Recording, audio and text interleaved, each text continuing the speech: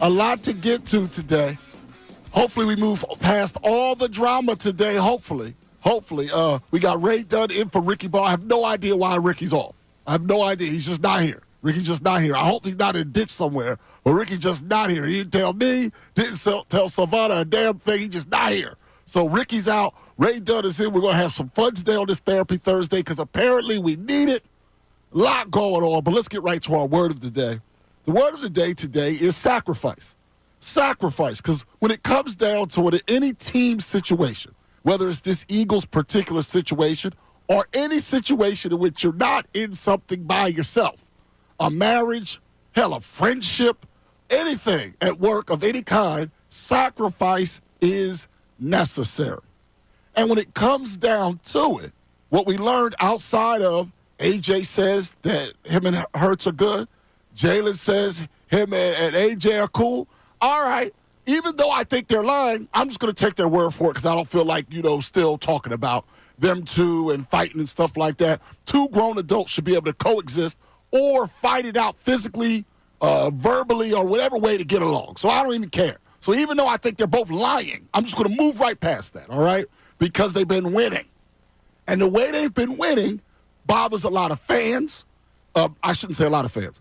The way they've been winning bothers like 6 fans. And then certain media members are bothered by it, and that riles up another like 6 fans. I don't think most of you give a damn how the Eagles are winning the games. You only care that they're winning the games, and as long as they win the last game of the year, because only one team that makes the playoffs, and the Eagles have clinched the playoffs, win their last game. So as long as the Eagles win their last game, none of you are going to actually care how they do it. But you have to sacrifice.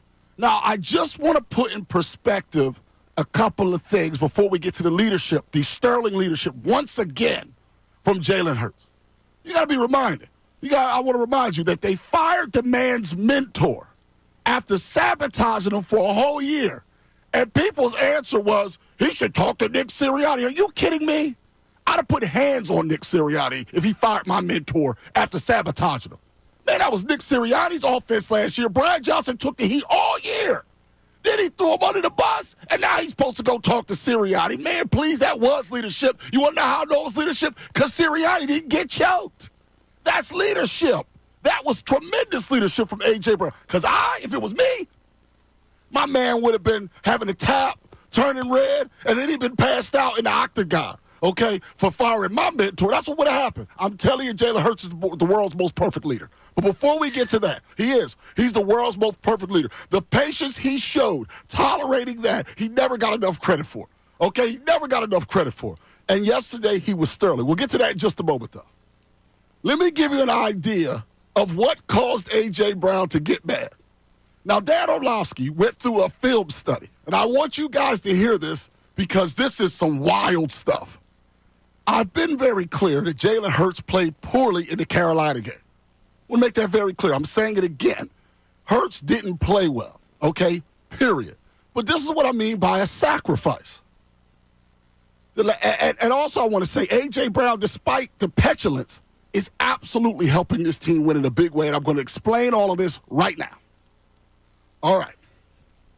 In the case of A.J. Brown, the last 4 games,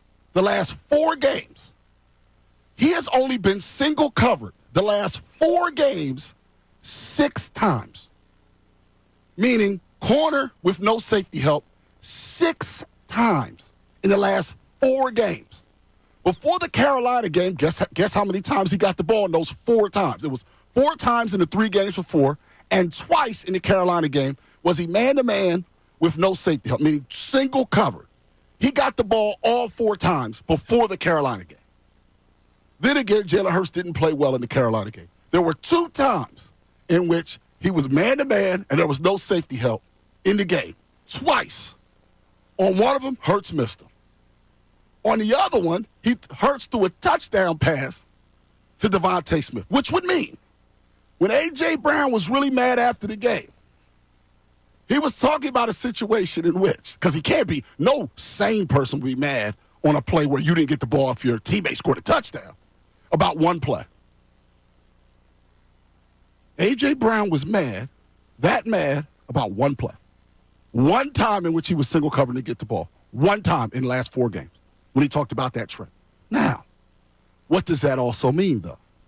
It means despite how well Saquon Barkley has played, despite how heroic and tremendous Saquon Barkley has played, they still aren't packing the box to stop him because they fear A.J. Brown, and that's how he's helping the team, and that's how, ultimately, he's making a sacrifice to help the team.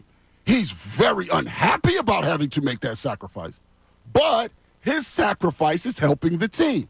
And also, at some point during the press conference yesterday, Jalen Hurts wanted to remind people that he's actually a quarterback. I would prefer to throw the ball.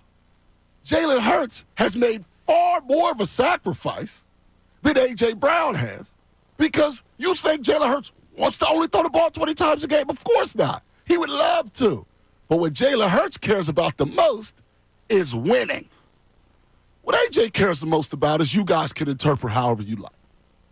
But I don't think it's winning. I think it's winning with him being a big part of the winning.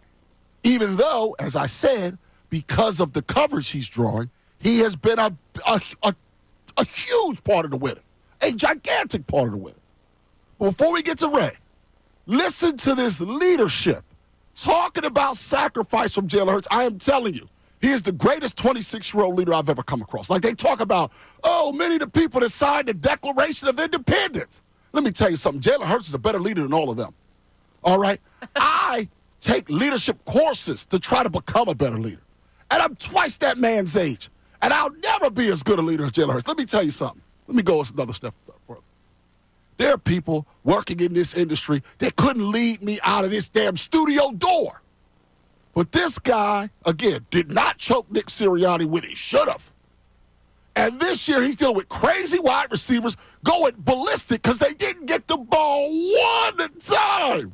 My man has been, again, I just want to repeat this, has been single covered the last 4 games 6 times total. On 5 of them, he either got the ball, 4 of them were completions, 1 was a touchdown to Devontae Smith, and 1 was the check down. That 1 check down sent him into hysterics. And he just stays the course.